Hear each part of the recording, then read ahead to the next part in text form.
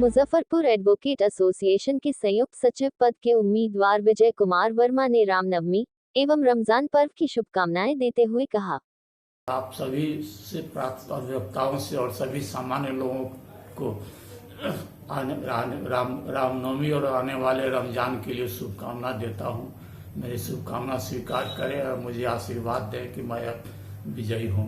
मैं पूर्व में सरकारी सेवा में था। वहाँ मैं जिला राजपत्रित कर्मचारी महासंघ का जिला मंत्री सेवा काल तक रहा हूँ और समाहरणालय अनुसूचित पदाधिकारी का भी जिला मंत्री रहा हूँ अपने सेवा काल तक। अवकाश सेवा से निवृत्त होने के बाद मैंने वकालत का पेशा ज्वाइन किया और एडवोकेट एसोसिएशन मुजफ्फरपुर में बैठता हूँ। मैंने इधर कई वर्षों में अनुभव किया कि एडवोकेट की बहुत सी समस्याएं हैं जिन पर ध्यान जाना जरूरी है।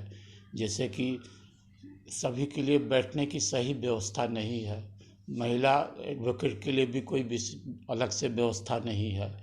जो भी हमारे अतिथि आते हैं उनको भी हम ढंग से नहीं कहीं बैठा सकते हैं, न उनकी सेवा कर सकते हैं। पानी का अभाव है, मूलभूत सुविधाएं जितने भी है, शौचालय इत्यादि का अभाव है।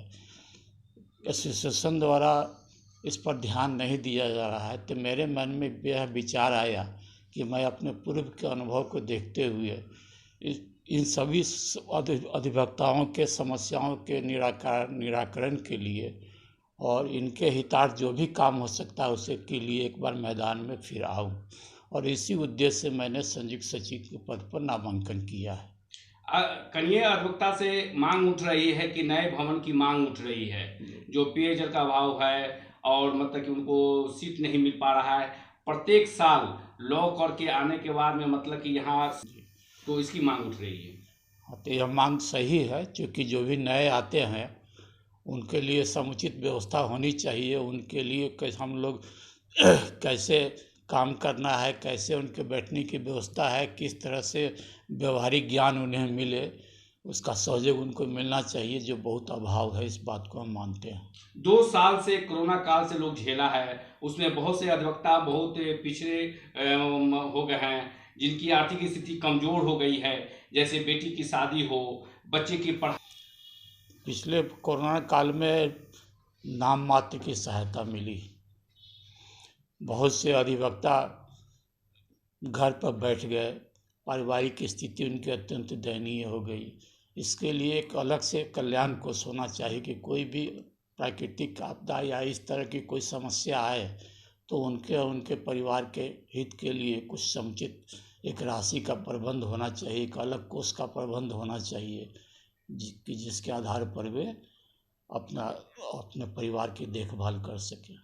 चिकित्सा डायबिटीज का बीमारी का ज़्यादा चल रहा है, तो जांच हो, तो इसके लिए आप क्या मतलब कि जैसे आप अगर अधिवक्ता आपको चुनते हैं, ज्वाइंट सेक्रेटरी बनते हैं, तो आप क्या क्या कीजिएगा? मैं यहाँ सिविल सर्जन मुजफ्फरपुर से मिलकर या उनसे पत्र द्वारा अनुरोध करूँगा कि एक अस्थायी व्यवस्था करें कि प्रत्येक माह में एक तिथि नियत कर दें। उस तिथि पर एक चिकित्सकों का दल आवे और सभी के अधिवक्ताओं की जांच करें। तो आप जीतने के बाद मतलब इस तरह का कैंप लगवाइएगा? जी, कर लो, उसके लिए प्रयासरत रहूँगा। एम्बुलेंस की मांग उठ रही है, सर्जन से ही संबंधित है। उसी सर्जन के यहाँ आपात स्थिति के लिए एम्बुलेंस अस्पताल में अवेलेबल रहते हैं। तो सिविल सर्जन से हम लोग अनुरोध करेंगे कि एक एम्बुलेंस अधिवक्ताओं के लिए मार्क कर दें कि जब जरूरत हो तो वो एम्बुलेंस उनके सेवा के लिए सूचना मिलने पर आ जाए। अगर पहला तो मेरा यहाँ कार्य होगा कि मैं आकलन करूँगा कि कहाँ कहाँ कौन सी समस्याएं हैं, तरह से निराकरण किया जा सकता है। कि इसके लिए हमको कार्य योजना तैयार करनी होगी और तब उसको कार्य रूप देना होगा। जीतने के बाद आपका फर्स्ट प्राथमिकता क्या रहेगा?